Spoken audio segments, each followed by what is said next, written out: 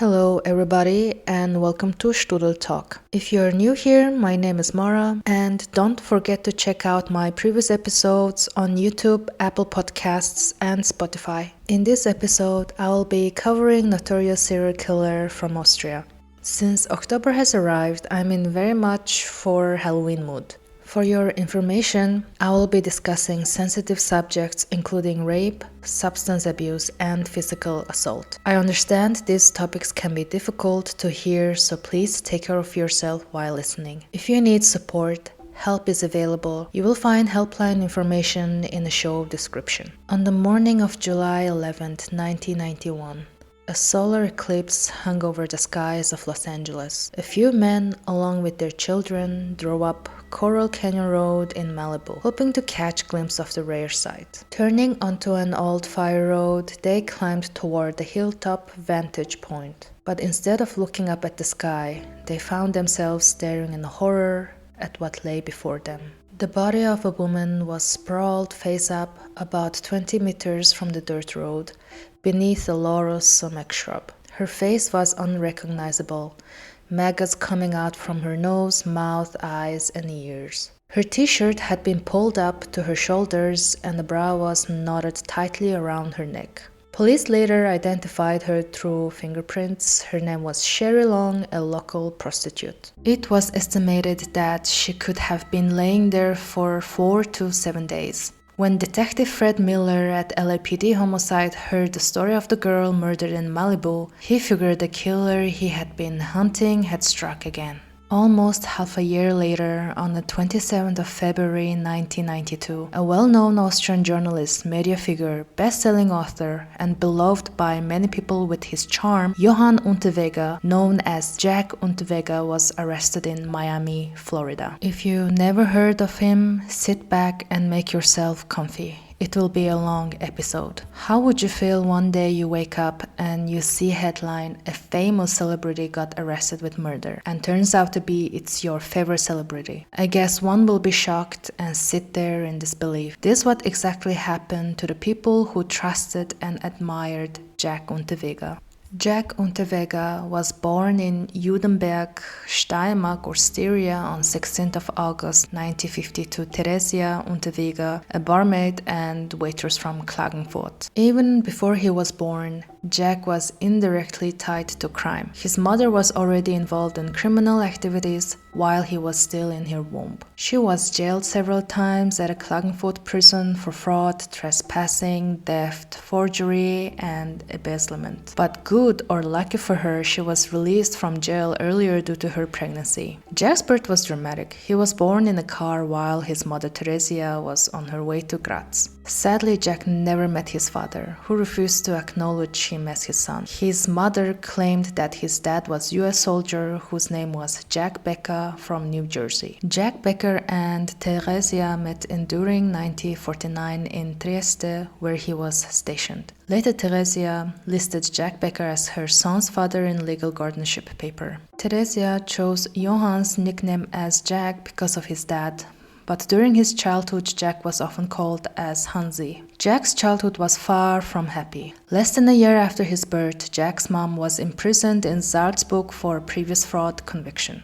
This led to Jack to be under care of foster mother in Pleinfeld for a year. In February 1952, Jack was placed in the custody of his grandfather Ferdinand Wiese and his partner Maria Springer. Jack's grandfather was an alcoholic and abusive, often brought female strangers around and forced Unterweger to watch the pair have sex, as Jack would describe his grandfather. But later it was revealed by many people that his grandfather was actually stayed home most of the times and couldn't leave his place due to his poor health. Springer, the partner of Wiese, claimed later that Jack misused the trust of his grandfather and made up some stories between them to tear them apart. Finally, Jack succeeded this, and in June 1958, after 6 years, Springer broke up with Wiese. Due to his grandfather's health condition, he couldn't take care of Jack alone. Here comes Unterweger's great-aunt Juliana Wiese, who became Jack's legal guardian briefly, yet he ended up being in foster care. Jack wasn't a difficult child, taking up his aggression on other children and often lied to the others. others. Once he even lied that his best friend died due to horrible accident and he was there to witness. However, this was not the case. When he was 15 years old, he dropped out of school and took an apprenticeship as an assistant hotel waiter in St. Veit an der Glan soon after he was fired. Jack supported himself with various jobs and crimes. His probation officer was informed by youth welfare employee that Unterweger was dangerous and known to harass girls at his former school. As he was 16 years old, Unterweger got his first prison sentence for theft where he stole 527 shilling from 2 hotel guests at work. He was sentenced to 3 days jail with a subsequent 13-month stay at the Bundesanstalt für Erziehungsbedürftige Kaiser Ebersdorf, a federal juvenile detention facility in Vienna, Kaiser Ebersdorf, quarter for rehabilitation. One can expect that from this moment on, Jack's criminal life began. He has been involved in theft continuously, and throughout early 1970s, his criminal activity got darker and more violent, several times of sexual and physical assaults until he managed to take away someone's precious life on the night of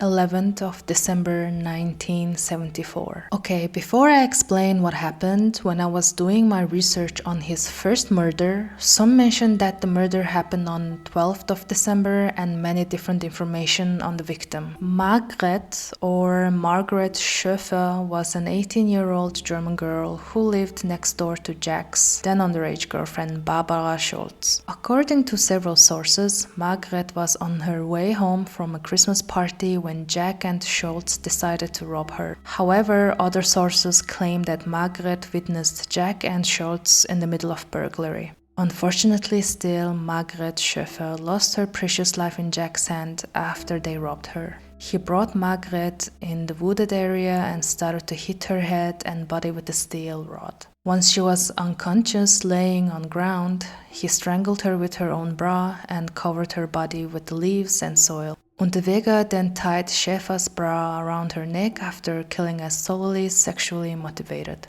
The forensic examination of Margaret Schöfer determined that her death occurred by suffocation. It is impossible to determine retrospectively whether the girl was already unconscious from the blows to the back of the head or whether she was still aware of her murderer strangling her with her own bra. The skull injuries alone wouldn't have been fatal, but the fracture of the cricoid cartilage and the fracture of the hyoid bone are typical characteristics of strangulation. In all questioning interviews and the main trial, Unterweger described the crime as an act of passion. He thought he got away with murder, but thankfully he got arrested for this murder. Apparently his arrest was first in Basel, Switzerland, as he blackmailed his then girlfriend's Barbara's family for some money, as if he kidnapped their daughter and would let her go. The arrange of the exchange was supposed to happen at the bank in Basel, but he was welcomed by police officers and got arrested immediately. I'm not sure how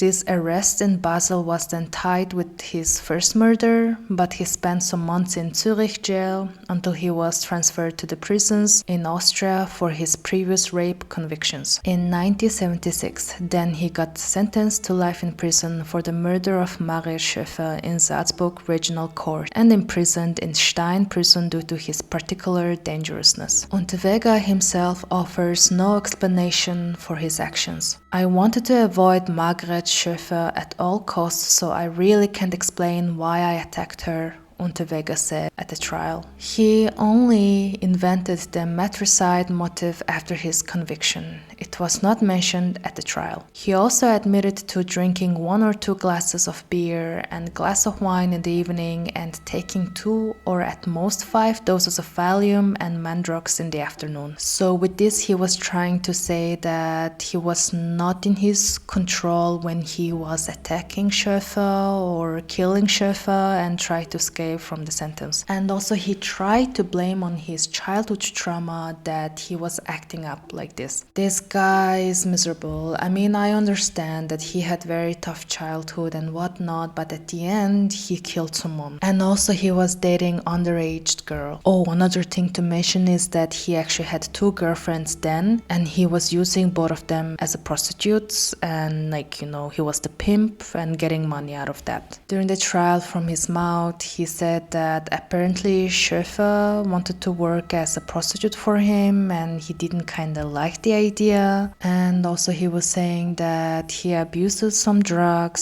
since 1973. And because of his drug abuse, he thinks that he has aggression, and it bursts out. Which I don't think so, because during his teenager times, he also had this aggression problem, and there were the times that he was so problematic and it was so hard to deal with him. Anyway, police interrogated Schultz, the one of the girlfriends of Jack, who was present at the time when Jack and her decided to rob Margaret Schöffer. She claimed that actually Unterweger has this kind of a problem, that he can be very brutal, and she considered that it is possible that something similar can happen to her. And Barbara Schultz was also tried as an accomplice and received 8 years of imprisonment. Okay guys, so he got a lifetime sentence, right? And you think his criminal activity ended here?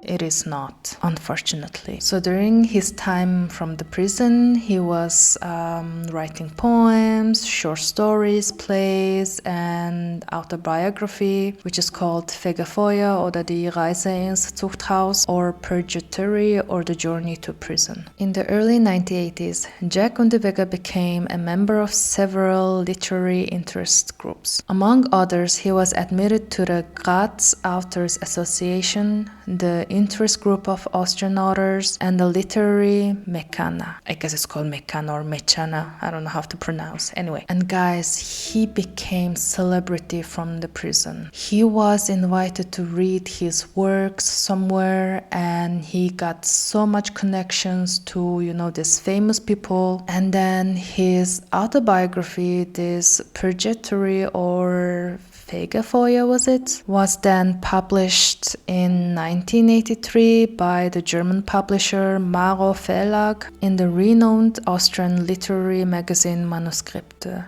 The play Endstation Zuchthaus, published in also 1983 and was performed with great success in several locations in Austria and Germany. At the end of 1984, Jack Unterweger experienced his peak as a port literary figure with the organizational assistance of Vienna's Cultural Association. The prisoner read in Stein to an assembled audience consisting of high-ranking officials of the justice administration, celebrities from the Austrian cultural and literary scene, and journalists. And through this whole year, he was getting more famous. People started to love him somehow and praised his work. And people were describing him, this, charming guy that is spending his life in prison, so he shouldn't. So yeah, this is crazy, guys. I couldn't really understand what was going on when I was reading all of this. And I thought hey people, did you forget that he actually assaulted many people, women especially, and then dating underage girls, and plus killing this one lady? I think everybody forgot about that. And even more, starting in January 1985, Unterweger also became a publisher and editor of the biannual literary magazine Wortbrücke. This is crazy. He got a job from prison, and meanwhile, I was looking for a job for 9 months. And somehow, still people loved it, and the reaction of it was indeed positive. He was known as jail writer, or in German, Hafenliterat. And of course, this guy tried to plea in 1985, but the federal president rejected this idea. Okay, so if I understood it correct, or if they haven't changed the law, the life of prison starts off minimum of 15 years of sentence. So I think after 15 years of serving the sentence, he can plea deal. So Unterweger had already served 11 years at this point, so he had to act quickly. The first person to raise the question of whether Jack Unterweger's early release might be possible was the well-known ORF journalist Dr. Peter Humer, who approached Dr. Karl Schreiner regarding the matter. So Dr. Karl Schreiner was kind of, responsible for this prison's area of psychology and this kind of shit. The journalist who corresponded with the inmate and also visited him in Stein prison believed that Unterweger had undergone a positive transformation during his incarceration. To support this view, he requested that the prison director obtain an expert opinion from the prison psychiatrist, Dr. Schultes. In his response to Dr. Humer's letter, Dr. Schreiner had already made a decisive shift in Unterweger's favor. The prison director deemed an early release with the earliest possible date of 23rd of May 1990 to be both reasonable and justifiable. He wrote, "Through years of self-improvement and exploration and development of recognized artistic qualities, Jack Unterweger's personality has undoubtedly changed in a positive sense. His aggressive potential has been largely reduced, and with this, his initially deeply buried emotional sphere has been uncovered. Unterweger today is virtually obsessed with his artistic work and completely focused on it. There seems to be hardly any room left for criminal activity, and I'm personally certain that he would fully prove himself in freedom." Dr. Schreiner further stated that he would ensure a detailed psychiatric report by Dr. Schultes, along with the prison director's application for release, would be submitted to the prison court in Krems. It was not only one person who supported Jack Unterweger's early release from prison. Numerous intellectuals advocated for it, including the renowned Austrian writer Elfriede Jelinek. On April 27, 1990, the decision regarding Unterweger's future fate was made. The Krems panel of judges, chaired by Dr. Franz Peschl, decided in their hearing regarding Jack Unterweger's release to grant him parole May 23, 1990, after he had been sentenced to life imprisonment. Jack Unterweger had thus finally achieved the goal he had worked toward for years, and he was nearly 40 years old. Here, one important factor to mention is his well-known autobiography, Purgatory or Journey to Prison, is considered to be written by Sonja von Eisenstein, who worked closely with him during his incarceration. So overall, he was still a liar, yet people believed he's changed person, right? It is crazy. When I was reading about this, I was like, no way, you're just releasing a monster to the freedom or to the people. But yeah, other side, you can see that people have this generosity in their heart and believe that people change, which is very nice of them, very, very nice of them. Upon his release, Purgatory was taught in Austrian schools, and his stories for children were performed in Austrian radio. Unterweger himself hosted television programs which discussed criminal rehabilitation and worked as a journalist for the public broadcaster ORF, where he reported on stories on murders. But hear me out, guys. After his release in 1990, several women were found dead under circumstances strikingly similar to the murder of Margaret Schöffer. The first case, Blanka Boczkova. I hope I am pronouncing the name correct. A 20-year-old saleswoman who occasionally worked as a prostitute was murdered in Prague. The night before her death, she was seen with a colleague at a bar in the middle of Wenceslas Square until around 11:45 p.m. On the morning of September 15, 1990, at approximately 7:30 a.m., her body was discovered laying on her back in a stream bed outside Prague, naked except for a pair of knee socks. Her legs were spread and her arms were bent. The body had been partially covered with twigs, but no evidence of sexual activity was found. She had numerous injuries to her head, neck, torso, arms, and legs. Forensic pathologists determined that the cause of death was strangulation. Skin fragments found beneath the fingernails of her left hand suggested that the perpetrator had a blood type B. Surprisingly, Jack Unterweger was also in Prague in that time frame. He claimed that he had solid alibi as he was interviewing different prostitutes, yet it was not confirmed. Unfortunately, the victim's blood type was also B, so it couldn't rule out that Jack was involved in this murder. On January 5, 1991, a second body was discovered in Gradkorn in a strand bed in Forest, Graz. The body was identified as 41-year-old prostitute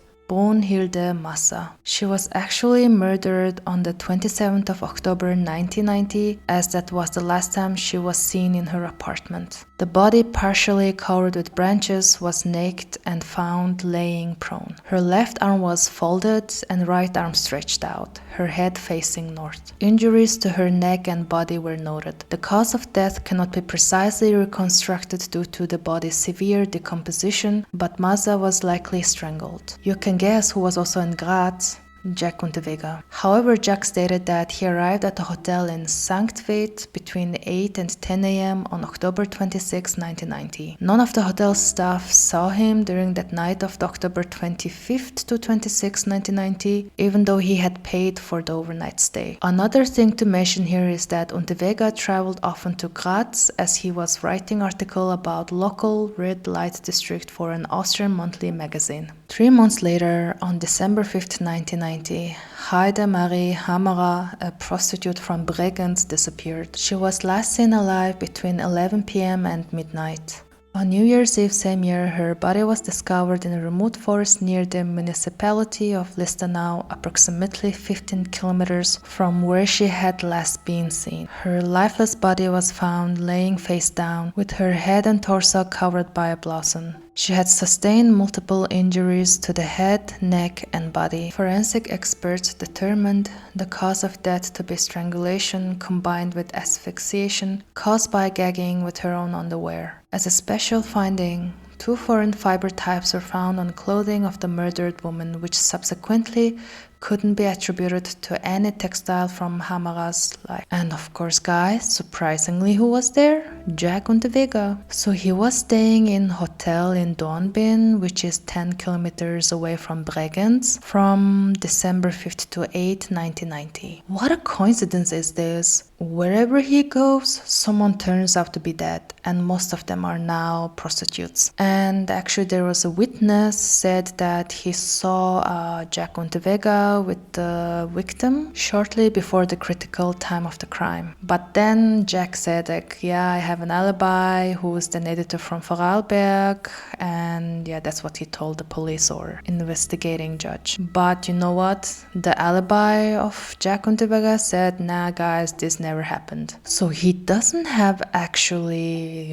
alibi that can say, hey, we were together on that night doing something while that woman was getting killed. So this is very suspicious. One can assume already, like, okay, wait, wherever Jack Unterweger is, something is happening and his alibis are not matching. So I don't know what was going on between the police officers, like why they were not really trying to do something. I have no clue. One can say that maybe there was not so much evidence, I guess, but still, now it is his kind of third murder, which then makes him kind of serial killer, right? But anyway, let's continue. So the last body was found on New Year's of 1990, right? So it will continue to the 1991. On March 7, 1991, Elfriede Schrem, 35 years old prostitute from Graz, was last seen alive around 11 p.m. Her remains were discovered months later on October 5th, 1991, in a wooded area near Lechtendorf in the Leibniz district, approximately 20 kilometers from where she had disappeared. Her body was found laying face down, completely naked except for a pair of socks. Due to the advanced state of decomposition, the exact cause of death could no longer be determined. An unusual detail noted in the investigation was a series of suspicious phone calls made on March 8th and 9th in 1991 to individuals close to Schremp whose phone numbers had been listed in her missing persons notebook. And surprisingly, maybe I should stop saying surprisingly, Jack Unterweger was in Graz at that time when this lady was also getting murdered. But then he claimed that he was with his girlfriend Nora at the time of the crime, but later she refuted this claim during a police interview using diary entries, among other things. A month later, 23 years old Viennese prostitute Silvia Zagler went missing around 10 p.m. while working as a street prostitute. Her body was discovered by passers-by on August 4th, 1991 in a wooded area approximately 22 kilometers from the location of her disappearance. Zagler's body was found completely naked, covered with grass and branches and laying face down. It was also very hard to identify her because of the decomposition, and also exact cause of the death couldn't be determined, but they think that she was really died violently. So on the day of disappearance of Zagla, apparently Jack Unterweger had taken driving lesson at a driving school in Vienna.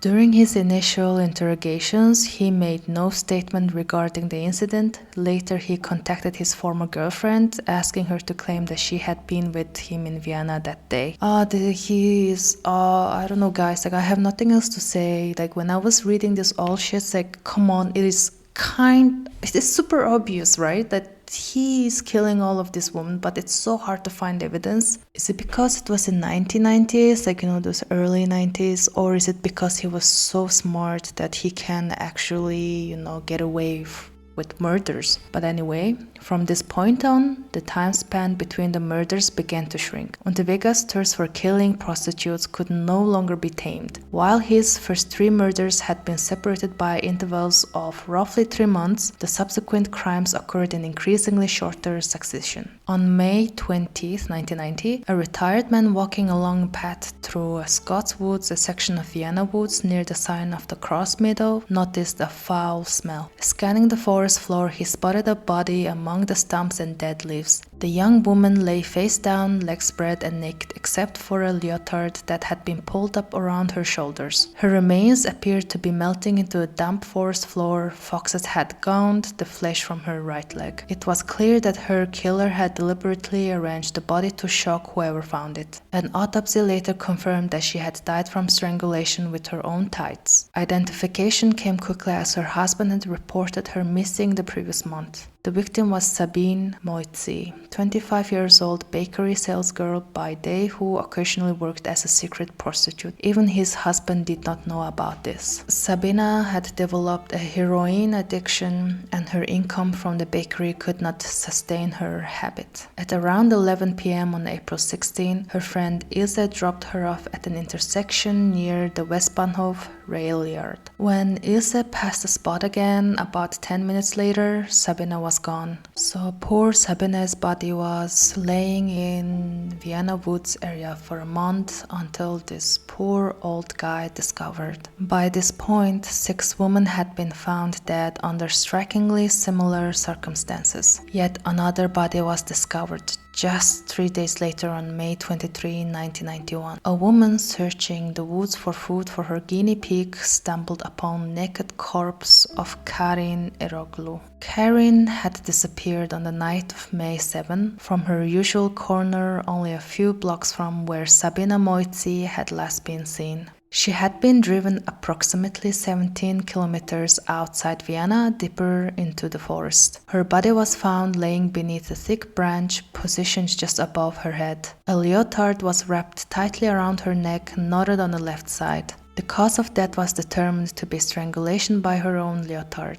In addition, forensic examination revealed a blunt force trauma to the back of her head and lips. Jack Unterweger was in Vienna at the time of the crime and was seen several times by prostitutes in the area. A torn-off fingertip from a rubber glove was found beneath the body. Such gloves were used in Unterweger's play Scream of Fear. He has not yet offered any explanation for this case. The last body of the victim was found on April 16, 1992, in a wooded area of Vienna, approximately 17 kilometers from the location where the victim had disappeared. On April 28, 1991, a year ago, Regina Prem, a Viennese prostitute, was last seen alive around 11:30 p.m. in the Linzestraße Flachgasse area. Also, because of the very bad decomposition of the body, the exact location and the cause of death couldn't be determined. The body, however, was partially clothed, unlike many of Unterweger's other victims. On the day of Prem's disappearance, Jack Unterweger was in Vienna, and that evening he went to the cinema. In October 1991, Rudolf Prem, Regina's husband, began receiving anonymous phone calls regarding his wife's murder, directed to his secret number, which had been listed on business cards Prem carried. The caller reportedly described the sequence of events and several items of clothing Prem had been wearing when she disappeared. According to Rudolf Prem, he later identified the anonymous caller as Unterweger based on a radio broadcast in February 1992. In addition, he discovered diary entries from Regina's diary indicating that she had contact with the suspect. But then Unterweger, of course, had alibi, right? He said that he went to the cinema and a tire purchase and a brief stop at a bar. Witnesses confirmed he remained at the cinema until approximately 8:20 p.m. and didn't stay long at the bar due to the tire purchase. At the end of April, Unterweger reportedly told acquaintances that he had spent Easter in Monte Carlo for private reasons. I guess that time the murder took place during the Easter holiday, I guess. That's why he's mentioning that he went to Monte Carlo. But then again, I don't believe his word. I'm so sure he killed Regina Prem. And anyway, life continues, right? Because he says he has alibi, but there's nothing going on, yet nobody's doing anything about this. On Monday, June 3rd, 1991, 10 days after the discovery of the 7th victim, a reporter from ORF arrived at police headquarters to conduct an interview with Chief Inspector Max Edelbacher about ongoing murders. The reporter introduced himself as Jack Unterweger. He explained that he was preparing a story for journal Panorama and was working as a freelance journalist. According to Unterweger, he had been chosen for the assignment because of personal connection. He said apparently his aunt was a prostitute who was murdered by her last client in 1967. I think which is also not true. I don't think his aunt was prostitute. And anyway, he said he had learned about the hardships of women working in prostitution from losing her. He claimed to understand the dangers they faced. So he is just making up stories again, this guy. And people are believing it. Oh my god. I mean, okay, maybe I would have believed it too, I guess, if someone comes to me and says this. Just a few days earlier on Friday, he had reportedly interviewed several prostitutes while they stood on their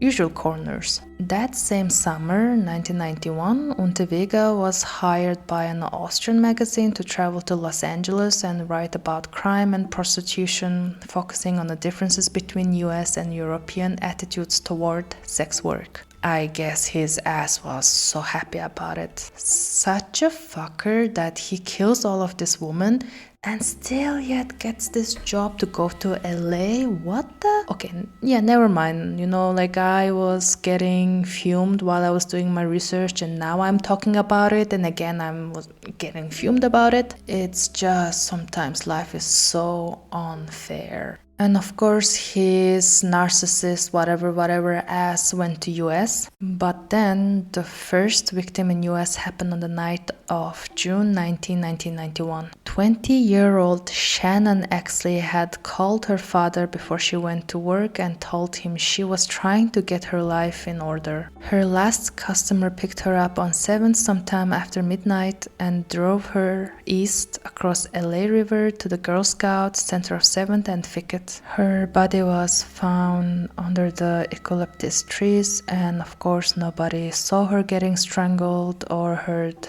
her scream. The pathologist's report revealed her identity and her record of arrest for prostitution. A week later, Fred Miller, LAPD, saw a teletype about a dead girl found in a freight company parking lot in Hollenbeck. A homeless man foraging for firewood in the industrial zone along the LA River had found her laying on her back underneath a big rig trailer with a bra tightly knotted around her neck. Most of her clothing was missing. A sock, t-shirt, and hypodermic syringe were laying near her body. Her fingerprints and the follow-up investigation revealed she was 33-year-old Irene Rodriguez, who had arrived in LA in April 1991 on a Greyhound bus from El Paso, Texas, where she had been living with her common-law husband and their 4 children. Dr. Lynn Harold at the LA County Sheriff's Department Crime Lab had trained in one of the busiest forensic pathology labs in the world, which dealt with thousands of possible homicide victims every year. She had seen victims bound with all kinds of tape, rope, extension cords, speaker cable,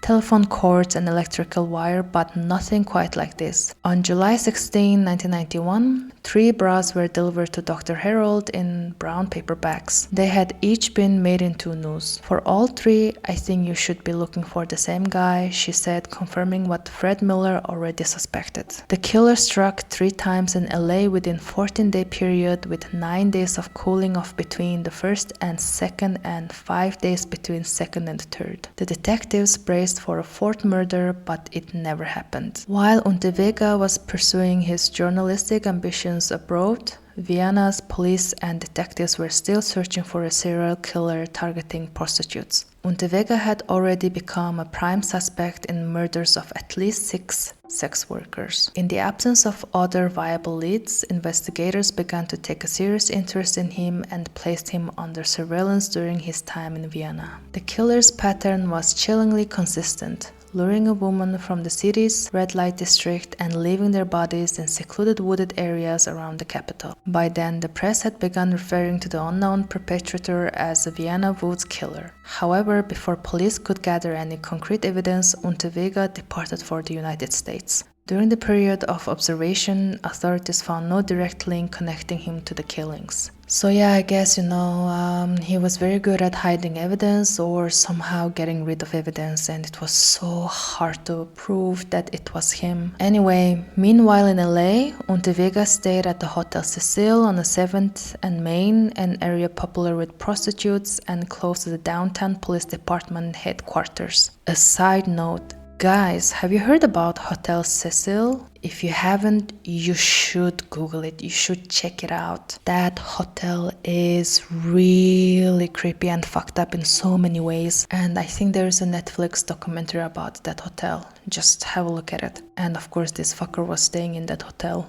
What a coincidence, right? On Monday morning, June 24, 1991, Unterweger visited the LAPD Parker Center to obtain permission to ride with patrol officers. He also wanted to arrange an interview with Chief Daryl Gates to discuss the racial tensions in LA following the Rodney King beating. So after all of this, he returned to Vienna and he was interviewed on the radio but made no mention of the trip. 2 weeks later, on August 4th, the body of Sylvia Zaglau, who had disappeared on the night of April 8, was found in the woods of 5 miles from Vienna. The investigation into the murders was crawling along. The police had received a tip from the inspector, now retired, who had investigated Unterweger before, that they should focus their attentions on him. So this guy Unterweger has a balls to come to even to the chief of police department at the Baja's office, and he was talking about that he was writing on homelessness in Los Angeles and Vienna, but then Edel Baja told him, hey, you're one of our suspects because of these murders. And then somehow Unterweger was not so happy about it, and he said, after all of these years in Stein, there's no way I would commit a crime. So Stein is the prison, by the way. Side note, I was in Krems, right? I saw this prison many times in my life. Anyway, to continue the story, a few days later, a teletype arrived at headquarters. Inspectors in Graz were investigating the murders of 2 prostitutes that preceded the Vienna murders, and they were wondering if the Vienna police could assist. I guess police should really work together in this case, because this fucker was traveling around a lot. Like, he went to Prague, Vienna, and Graz, and then Bregenz, and then LA. Oh my goodness. And then during this investigation, a 19-year-old prostitute, Joanna, came forward to say that she had been picked up in Graz by men in BMW or BMW, number plate W Jack 1 or V Jack 1. Oh, this is such a narcissistic move. Who has a plate with their name, man? And probably this W stands for Wien, which is Vienna. And anyway, this dude picked her up and then went out of the town. So they arrived someplace, like, very secluded area, and then he forced her to take her clothes off, and then she was in kind of pain during the intercourse, but then he was so much enjoying it, so he wasn't stopping it. And she realized that it was Unterweger when she saw the photo of him. When reporter Hans Breitegger heard Johanna's report, he knew the Unterweger story was about to get hot, and he wanted an interview before it boiled over. He needed someone bookish to help with a ruse and approached his friend Bernd Melicha. They hatched a plan. They would pose as a journalist from the culture section trying to get a scoop on Unterweger's latest book. When they met in a bar, Unterweger was warm and polite and very articulate. After 20 years in prison, I have not lost my sense of humor. I drove down here from Vienna voluntarily. I knew I was going to be interrogated about the Graz murders, but why should I murder prostitutes? I don't have a bad relationship with the cops. They received the tip and it's their job to check it out, but I don't think they appreciate how hard I've tried to become a better man. That's what Unterweger said. And the reporter's friend, this Melicha or Bernd Melicha, the bookworm guy, something like this, he believed Unterweger. He thought Unterweger is innocent. And Hans asked whether Unterweger is working on something. Unterweger answered, a book called The Power of the Pigs. It's about the men who exercise power without legitimately possessing it. It's about the man who observed the world through the media for 16 years and how he returned to society. It's about what he sees has changed in human development. That's what Unterweger said. To be honest, now when I'm talking about this, it feels like another book about him that he is writing. Man, I think he really loves himself. And further, Hans asked what has changed, and Unterweger said, I'm struck by the indifference and the egotism in love. People are incapable of loving each other anymore. Wow, what a melodramatic. Okay, to be honest, yeah, I would have believed it too if someone is, sitting in front of me, very charming and looks like he is very innocent and tells me like, oh, nobody loves each other anymore, so I'm gonna write this kind of book. I guess I might be like this Hans's friend thinking like, okay, you know what, Unterweger is innocent. But then again, if you think about it, he was present in those areas when those prostitutes disappeared.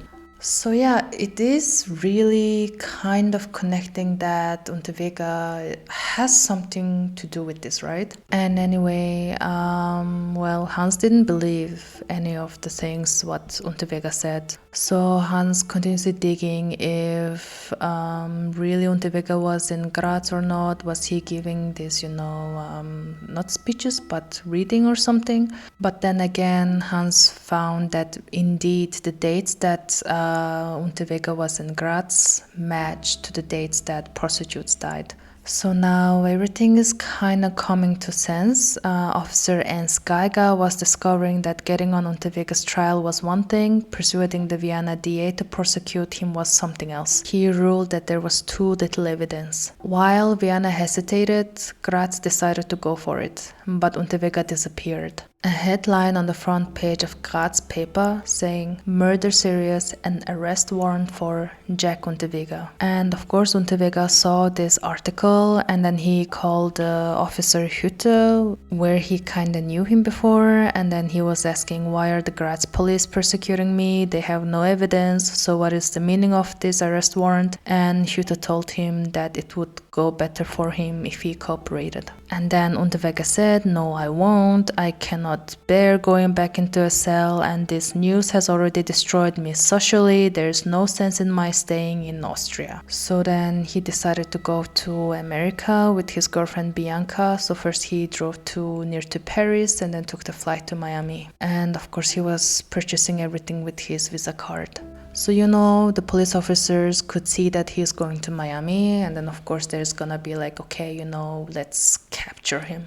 And I don't know how things go in 1990s, probably it was also very slow. And anyway, in Miami, the morning after they arrived, Unterweger read the newspaper employment section. Miami Gold was seeking a go-go dancers, a perfect position for Bianca, he thought. Again, he's pimping out his girlfriend. And so they settled into routine. Mornings at the beach, afternoons strolling around, people watching and window shopping. In the evening, poor Bianca dancing at Miami Gold while Unterweger worked on his defense. He also kept in touch with one of his other girlfriends back in Vienna, Manuela. So Unterweger told Manuela that he has been sleeping on the floor or something like this. Also, he ran out of money and then he needs medication for his thyroid. And then the Manuela the next day called him and saying, yeah, I mean, she can wire some money, but her boss Gerd Schmidt willing to pay him like 100,000 shillings for an interview.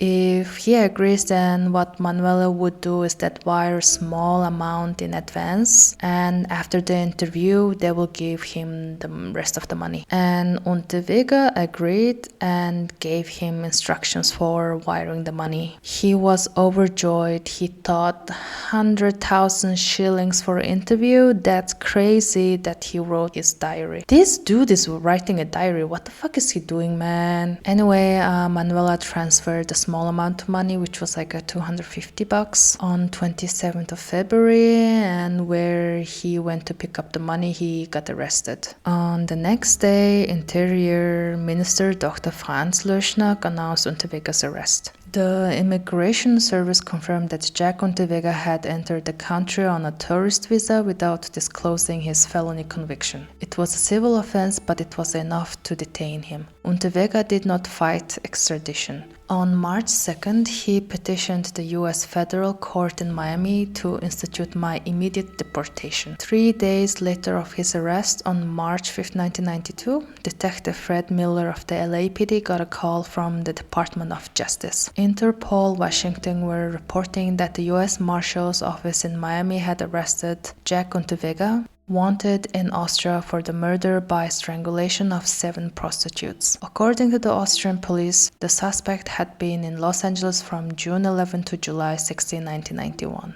Miller contacted the Austrian police and followed the trail of a credit card statement they had found. First on the list was Merson Rent-A-Car, whose records showed Unterweger had rented a blue Toyota Corolla on June 11, 1991. He returned the car on June 20 with a broken windscreen on the passenger side. On the damage report, Unterweger said a rock had struck the windshield. Was it really a rock, or was it a Shannon Exley's head hitting the passenger side glass as she struggled for her life? On the rental agreement, Unterweger gave his address in Los Angeles as the Hotel Cecil on Main Street, a few blocks from where Exley and Irene Rodriguez had disappeared. The hotel records showed he'd checked in on June 11 and out on July 2nd, 3 days after Rodriguez disappeared and 1 day before Sherry Long disappeared.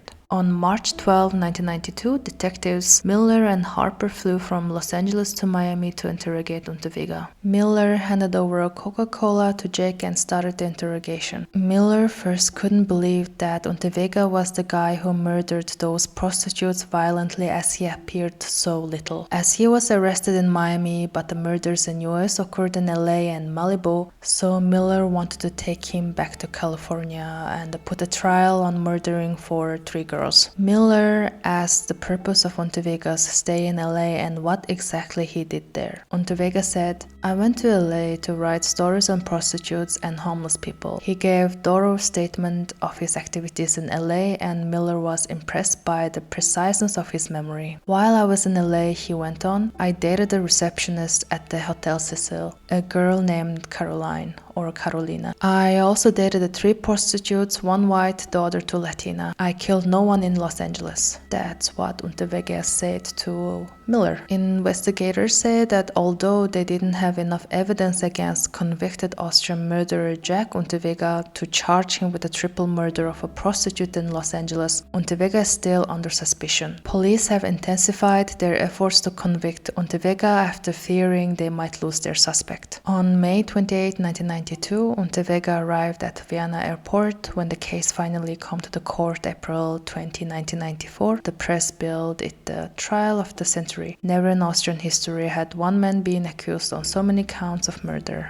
In a way, it was 3 trials rolled into one, because the accused was alleged to have murdered not only 7 Austrian but also 3 Americans and 1 Czech. Witnesses from Los Angeles and Prague were scheduled to give testimony, as were top forensic scientists from Switzerland, Germany, and the US. There were several evidences connected to Unterweger to the murders of those prostitutes. So, in the case of Blanka Bočková, hair found in Unterweger's wrecked BMW became a crucial piece of evidence. Similarly, in the case of Heidemarie Hammerer, scientific examinations revealed that 2 fibers discovered on the victim's body perfectly matched both the scarf seized during a search of Unterweger's apartment and the leather jacket he had worn on December 7 in Vorarlberg. Additionally, hair recovered from Hammerer's body showed a strong resemblance to Jack Unterweger's own hair, according to a forensic analysis conducted by Zurich City Police. However, upon closer examination, experts concluded that the hair in question bore an even stronger similarity to Blanka Bočková's hair, leading them to reasonably assume that it had originated from Bočková herself. These forensic findings carry significant weight, particularly because Unterweger consistently denied ever having had contact with either of the murder victims. It is also noteworthy that Unterweger had been present in the same regions where the victims were later found murdered.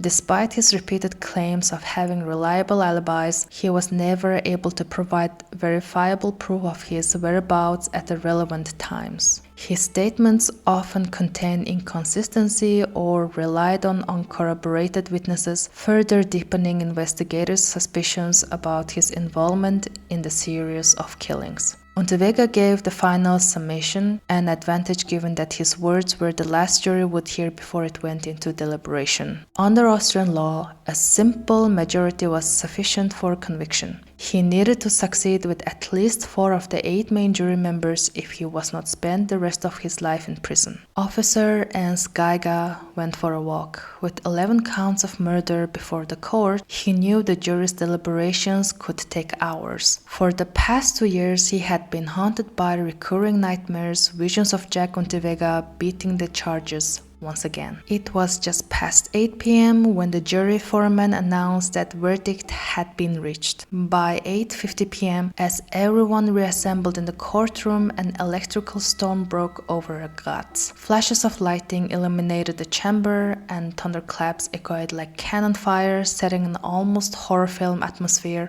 for the reading of the verdict. Is the accused Jack Unterweger guilty of murder of Blanka Bočková? Asked Judge Haas. 6 yes, 2 no, replied the foreman. One by one, the verdicts were read. In the end, the jury found Jack Unterweger guilty on 9 of the 11 counts of murder. Do you have anything to say? The judge asked. I will appeal, Unterweger replied. At the district attorney's office, a wave of relief and jubilation followed. Investigators and prosecutors embraced, cheered, and toasted their long-awaited victory. The celebration spilled into a nearby beer cellar where the team drank until 3 a.m., finally releasing the tension that had built up over years of investigation and trial. But just a few hours later at 6 a.m., Austrian radio delivered the stunning announcement: Jack Unterweger was dead. At 3:40 a.m., guards found him hanging in his cell at the Graz courthouse using a noose fashioned from a thin metal wire and the drawstring of his jogging pants. The man, once held as a reformed writer and symbol of redemption, had written his final, fatal ending. He left no note. This ultimately shows how cowardly Unterweger truly was. He was never the man he claimed to be in his celebrated autobiography. His supposed transformation, the eloquent writer, the poet of redemption, was nothing more than a performance. I am convinced that many of the book's poems and plays attributed to him were not even his original work. He thrived on self-pity and manipulated people's trust using his charm and intellect to escape a lifelong prison sentence he had rightfully earned. While researching Jack Unterweger, it became evident that he maintained several romantic relationships at the same time, including with underage girls, and that he frequently engaged with prostitutes. Many of these relationships were exploitative, manipulative, and rooted in dominance. With some women, he was physically violent. With others, he acted as their pimp, controlling the work and profiting from their suffering. Despite his cultivated image as refined artist, Unterweger never respected women. To him, they were merely objects of control and validation, tools to inflate his ego and sustain his lifestyle. His life revealed a profound misogyny and emotional emptiness, very traits that would later manifest in the cruelty and ritualism of his murders. I also want to acknowledge that the people take on different kinds of work to survive, and those women who worked on the streets had their own reasons and circumstances. We can never truly know what was happening in their lives. Most of us don't even try to understand. Many of us are fortunate, but others are not. No one chooses where they are born or which family they come from.